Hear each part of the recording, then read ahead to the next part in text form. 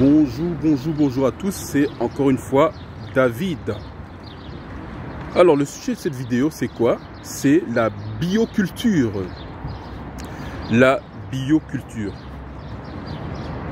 Alors ça n'a rien à voir avec le fait d'être vegan ou bien d'être vert, écologiste. Non, ça n'a rien à voir avec ça.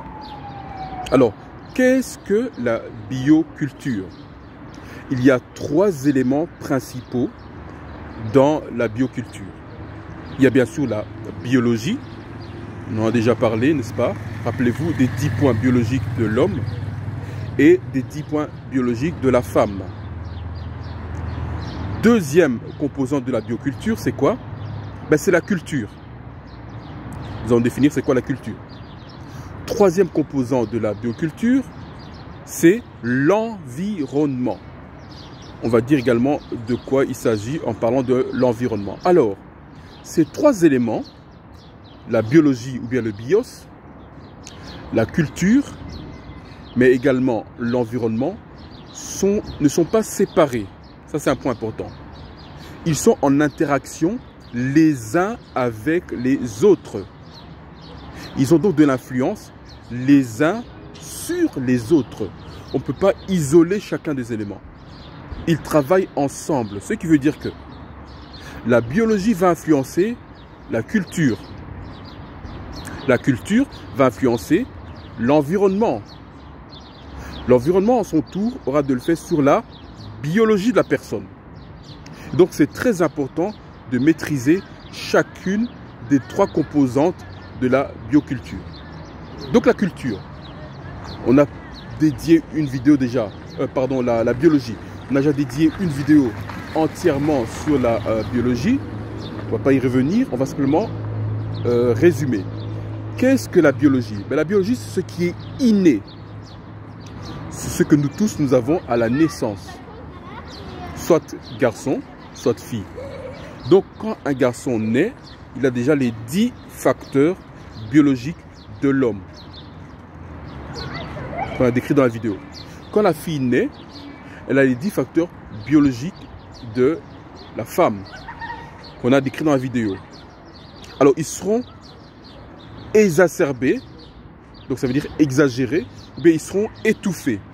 Qu'ils soient exagérés ou étouffés, ça dépendra de la culture, qui est le deuxième élément. Donc, par exemple, une chose importante dans la biologie de l'homme, c'est que l'homme, il est celui qui est fort. Rappelez-vous. Et la force, c'est quoi? La force, c'est d'initier le changement. D'être à l'origine du changement. Ça, c'est l'homme. Il est à l'origine du changement. C'est lui qui initie le changement. Un autre point de la biologie de l'homme, c'est quoi? C'est justement l'homme qui est à l'origine de la création de la culture. Donc, c'est l'homme qui crée la culture. La femme, qu'est-ce qu'elle fait? Quand l'homme a créé la culture, la femme, elle continue avec la culture. Comment elle fait pour continuer avec la culture? Elle enseigne la culture aux enfants. Donc, elle passe la culture que l'homme a créée. Et la femme, elle est puissante. Toujours dans la biologie de la femme, elle est puissante. Ça veut dire quoi? Le changement qui a été initié par l'homme, la femme accompagne ce changement-là, justement.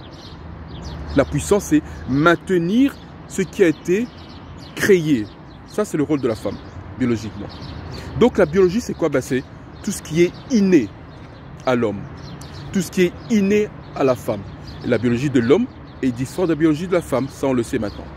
Donc, deuxième point. On sait que c'est l'homme qui crée la culture. C'est quoi la culture?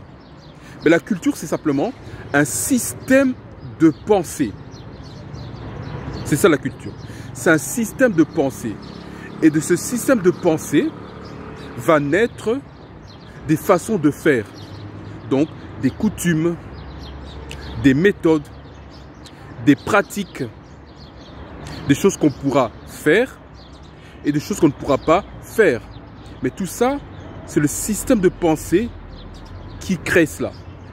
Donc, l'homme, lui, il crée un système de pensée. Il crée des méthodes. Il crée des manières. Il crée des façons de faire. Il crée une philosophie. Il crée des concepts. C'est ça la culture. Et c'est l'homme qui crée ces choses-là. Et donc si on laisse à la femme de créer la culture, on voit où ça va nous mener.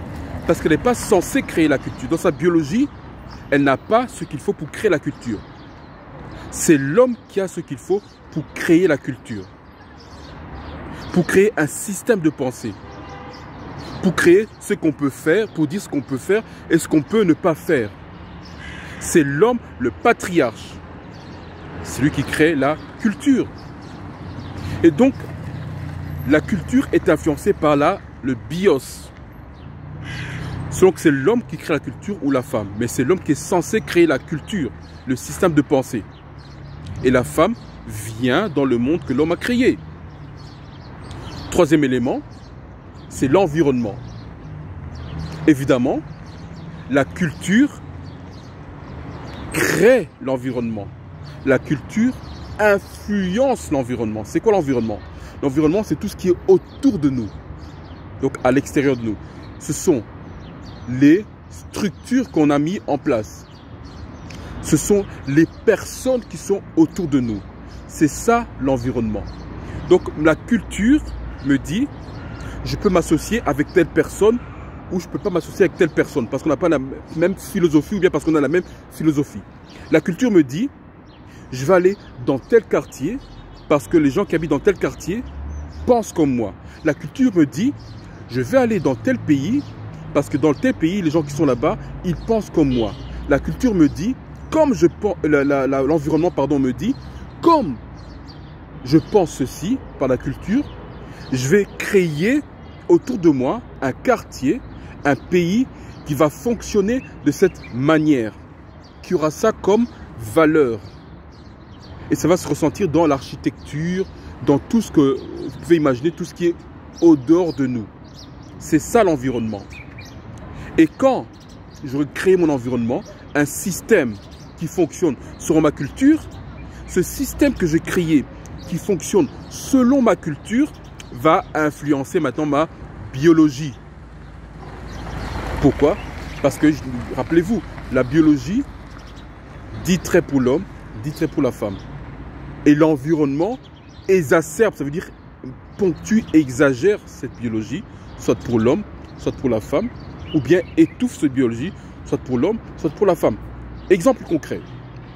Si je suis dans un environnement qui fait la promotion de l'homosexualité, qu'est-ce que vous pensez qu'il va arriver sous la biologie?